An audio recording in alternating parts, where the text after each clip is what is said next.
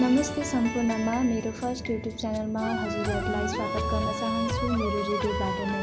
आशा गर्दछु हजुरहरू सबैजना खुसी सुखी अनि मङ्गल हुनुहुन्छ। आज चाहिँ मैले हजुरहरूको माझमा एउटा कविता लिएर आएको छु। कविताको शीर्षक तिमी भित्र पनि एउटा नायक छ। कविता यसरी सुरु हुन्छ।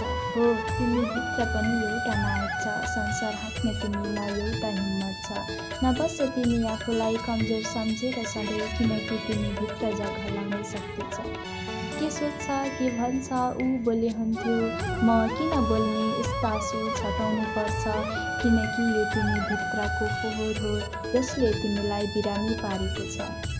हाम्रो समाजमा एउटा खेल खेलिन्छ छोरीको सपनासँग। बलात्कारको एउटा अपराध लुकाउन अर्को अपराध विवाहको नाममा जोडिदिन्छ सजिलै। हो, तिमी एउटा नारी हो, तिमी एउटा छोरी हो। नठान्न सधैँ समाजले बनाएको नियमभित्र बस्नुपर्छ, बाँच्नुपर्छ, सारा जीवन यही अन्धकारको खोलभित्र काट्नुपर्छ। संसार सपना देख्नेहरूकै त हो यो संसार सपना देख्नेहरूकै त हो। बाँकी त कथा सुनेर ताली बजाउने दर्शक मात्र हुन्। त्यसैले आफूभित्रको मलाई चिन्नुपर्छ। अविश्वास र अन्धकारको समाजलाई जरैबाट फाल्न सक्नुपर्छ अनि बल्नुपर्छ, बाल्नुपर्छ यो संसारलाई उज्याली जुनकेरी झैँ।